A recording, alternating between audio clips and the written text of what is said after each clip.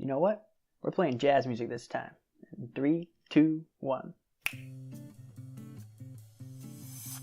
Okay, so this video we have footage of me drawing a grass tile set. It's been sped up 16 times. Took a very long time to draw. It was about 2 hours, but I think it looks really good in the end. And unfortunately, I don't have footage from the very beginning because I started this a while ago before I had a hard drive with space enough to record for a long period of time. Anyways, I think it's looking really good. I'm very happy with how it turned out. If anything will change, it's probably going to be the grass itself, but I like the rock underneath. I think it looks really neat. Unfortunately, I still don't have the devlog where we're going to make a room, and I'll show you the whole process using my level editor, because when I started making that video, I realized how awful and clunky the level editor actually was. When I got to actually using it, the way I had done the layers just was so inconvenient, a massive pain. So I've completely overhauled it. I'm in the process, I've actually almost finished really, of changing the way I'm doing it. And before, you might remember, I had a large layer that I called a tile layer, and it had 3 miniature layers inside. That's awful. I mean, it really limits you to 3, or it gives you way more than you need. It needed to be a lot more fluid and a lot more customizable than that. And additionally, I wanted to have the option of using pictures that aren't tiles. I think I mentioned that in the last video when I was drawing trees. There's now 3 different types of layers. There's a tile layer, there's a non-tile layer, and there's also something called a background color layer.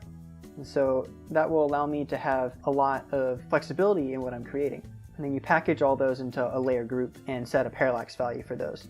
I don't know if you've ever seen or used Photoshop or GIMP or anything like that, but the way they do layers in that is almost exactly how I've done layers in my program. It makes sense to me, it's easy to use, and I think it's really going to help the whole process out. I don't have any footage of that for today, but once I do finally release the video of me making the room using my own level editor, you'll be able to see much more. Anyways, in the meantime, between taking breaks from all the coding, I've been working a lot on graphics. This is just a very small glimpse. I've also been working on making the main base where you start out the game. So the idea is that the game begins with your soldier in the main army camp. I think I've talked about this before, and actually I know I have. And some new recruits come in, and you have to show them kind of their training. And it's a way, instead of the game teaching you how to play, it's almost like you teach the new recruits how to play.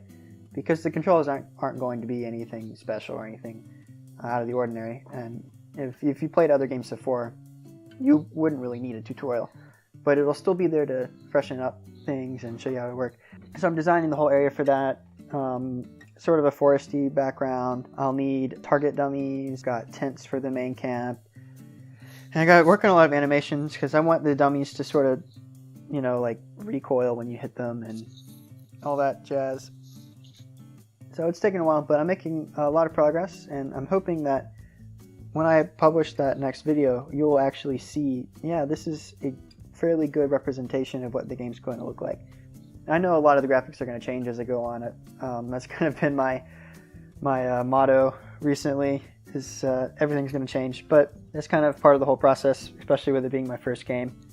It's looking really good though. I'm happy with how it's coming along. I'm getting better at the art, definitely.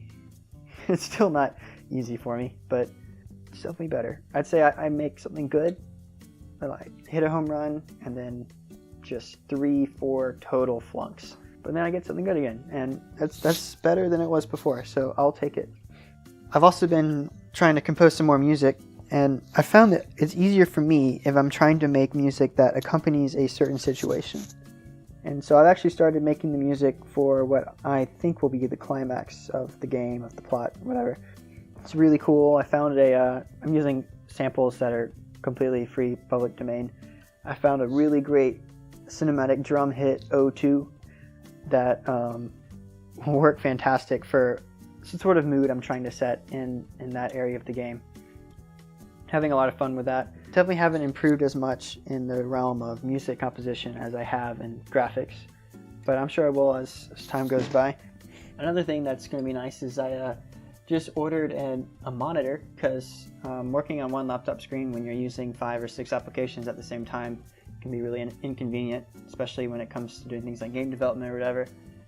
And so having that second screen will allow me to, make an edit in the code and then view it on the other screen actively, or just have more space to draw. It's going to be really nice. I'm hoping that will improve the productivity a little bit, or if not, it'll just be nice and convenient.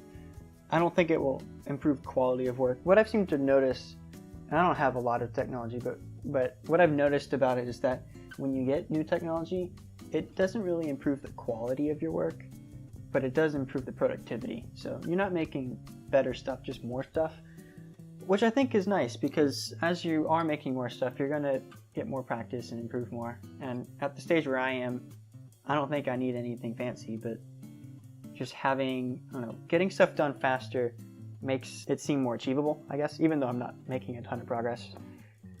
And I can't wait. I'm working really hard, so it won't be too much longer, I hope. All right, well, that's it for now. Thanks for watching.